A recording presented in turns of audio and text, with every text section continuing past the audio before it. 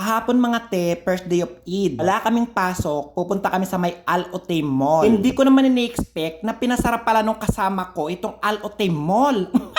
Para daw makapag-shopping kami nang walang nagpapapicture, nagpapa-photograph. Sana all artista. Kumain nga pala kami dito sa La Paz Batchoy. Si Nepal, gusto nyo daw sumakay doon sa Octopus. Sabi ko mamaya na, kumain muna tayo. Ito na nga, dumating na yung order namin with halo-halo. Sobrang sarap ng halo-halo nila mga te. Take note, kapag nag-order kayo, wag nyong papalagyan ng ice cream. Sobrang tapang ng ice cream nila, flavor mangga. Top silog yung star of the night nila. Sobrang sarap niyan. 100% recommended yan. At syempre itong La Paz Batchoy. Ribs naman yung in-order ng yayamanin kong kasamang Pilipino. At nag-order din kami ng pineapple juice, 15 real. Pansit Canton naman kay Nepal, syempre palabok sa akin. Favorite ko yung palabok kasi marami akong bukbok sa mukha. Ito na yung halo-halo nila mga te. Pag nag-order kayo, wag nyong papalagyan ng ice cream. Hindi nyo ma-enjoy yung halo-halo at hindi nyo siya malalasaan. Pag minekos-mekos mo siya, magiging mango shake siya mga te. Pero recommended talaga dito sa La Paz Batchoy sa may Buraida. Sobrang sarap ng mga pagkain nila. Request nyo na lang kay kabayan na lagyan ng vanilla flavor na ice cream yung halo-halo nyo. Napakasosyal nung hand dryer nila dito. Sana magkaroon ng ganito sa Pilipinas. Pagkatapos namin nag-window shopping, pupunta naman kami sa King Abdullah Park mga te. Manunood kami ng fireworks. Sana all nakakanood ng fireworks. Dati lusis lang yung pinapanood ko sa barangay namin. Ngayon fireworks na.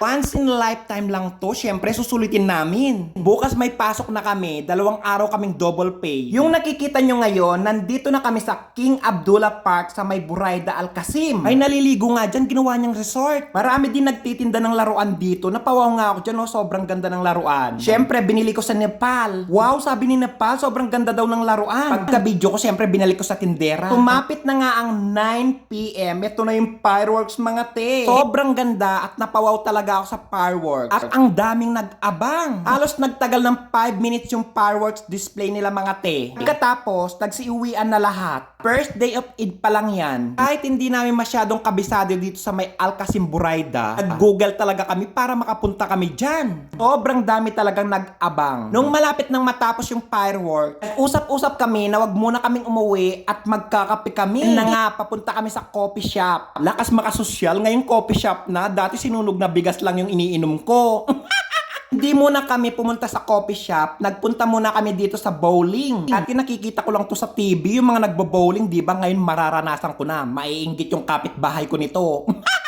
Wow, si Albert dati tumbang preso lang yung nilalaro, ngayon nagbo-bowling na. Naghati-hati kami sa 50 real para makapaglaro kami ng bowling. Yun naman pala, bagan lang kami. 10 real kami, 50 real yung 20 na bola. Bola ba yung tawag dyan? Correct me if I'm wrong. Sobrang bigat pala niya, nakala ko sobrang gaan. Kapag napapanood ko sa TV, sabi ko sobrang dali namang laruin yan. At eto na si Albert, first try pa lang yan. Experience ko na maglaro ng bowling. Tingnan nyo naman oh, first game pa lang oh, lahat tumba na. 3 lang yung natumba. Nag-coffee shop na kami. Alt yung pangalan ng store mga te. Coffee shop din to. For today's video, sinubukan kong magpasosyal pero hindi pala bagay. Nagmukha pa rin akong magbubukid. Buy one take one yung ice cream nila dito, naka-promo sila. Ang kagandaan dito, bago ka bumili, papatikim muna ni kabayan lahat ng flavor ng ice cream. Yes, oo, tama yung narinig nyo. Kababayan lahat yung mga nagtatrabaho dito. Siyempre, alam nyo na kapag kababayan, mga generous yan, dinadagdagan talaga nila. Pagkatikim mo ng ice cream, sobrang daming flavor niyan. Ikaw na yung magdi-decide kung ano yung bibilhin mo. 15 real yung halaga ng ice cream, buy one take one. Sa may Buraida nga pala yung location niya mga te. Check nyo sa Google, meron silang cult na location. Kung gusto nyo magkape o kaya mag-ice cream, dito kayo pumunta. Recommended kasi mga kababayan natin yung mga nagtatrabaho dito. Dinadagdagan nila yung ice cream. Pauwi na sana kami dyan. Kaso, nag-chat yung sa kabilang spa, naka-branch namin. Ililibre daw kami ulit ng kape. Hindi naman namin siya matanggian. Napakakinis at napakaganda nila. Pagdating namin sa coffee shop, magbebenta pala sila sa amin ng Dunkin Donut mga te.